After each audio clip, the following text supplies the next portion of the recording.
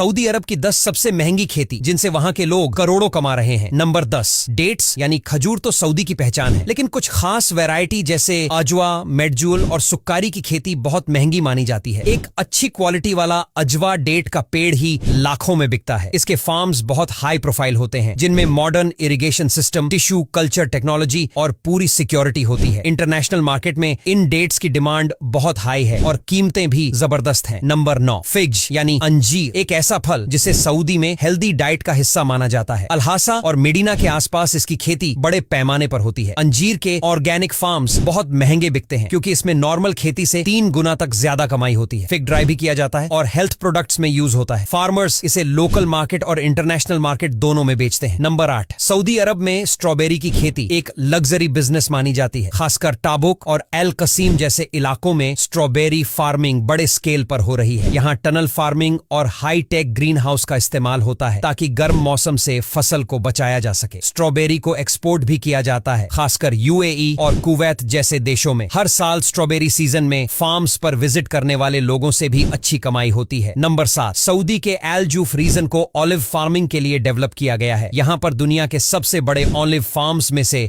एक मौजूद है, एल जूफ एग्रीकल्चरल डेवलपमेंट कंपनी का। यहाँ ऑलिव ऑनियल, ऑलिव क्रीम और कई दूसरे प्रोडक्ट्स बनाए जाते हैं। ऑलिव ऑनियल की इंटरनेशनल मार्केट में डिमांड बढ़ रही है, जिससे इसका प्रॉफिट भी हाई हो गया है। नंबर 6, अनार की खेती सऊदी में खासकर ताइफ और अल बहा इलाकों में की जाती है, जहां का मौसम इसके लिए परफेक्ट है। यहां उगने वाले अनार साइज और टेस्ट में बहुत प्रीमियम होते हैं। कुछ फार्मर्स अनार को ऑर्गेनिक मेथड से उगाते हैं और इंटरनेशनल मार्केट में एक्सपोर्ट करते हैं। इसकी पैकिंग, क्वालिटी और फार्म का ब्रांड वैल्यू इसे बहुत महंगी खेती बना देता है। नंबर 5, ये खेती बिना मिट्टी के होती है, सिर्फ पानी, पोषक तत्व और कंट्रोल्ड एनवायरनमेंट में। सऊदी में पानी की कमी को देखते हुए हाइड्रोपोनिक्स बहुत पॉपुलर हो रही है। इसमें सब्जियां, हर्ब्स और छोटे फल उगाए जाते हैं जैसे लेट्यूस, मिंट, बेसिल वगैरह। इसकी इनिशियल लागत बहुत ज्यादा होती है क्योंकि इसमें ग्रीन हाउस, न्यूट्रिएंट सिस्टम और EI बेस्ड कंट्रोल चाहिए। नंबर 4, ताइफ के गुलाब यानी ताइफ रोजेस सऊदी की शान माने जाते हैं। ये बहुत खुशबूदार होते हैं और इनसे बनाया जाने वाला गुलाब जल इंटरनेशनल परफ्यूम इंडस्ट्री में इस्तेमाल होता है। हर साल गुलाब के सीजन में फार्म्स पर टूरिज्म का भी क्रेज होता है। ताइफ रोज ऑयल बहुत महंगा बिकता है कुछ मामलों में, तो इससे बनाए गए परफ्यूम की कीमत लाखों में होती है। नंबर 3, सऊदी अरब में अब केसर की भी खेती शुरू हो चुकी है, खासकर एसिर और कुछ हिस्सों में जहां टेम्परेचर कम रहता है। केसर की खेती बहुत मेहनत वाली होती है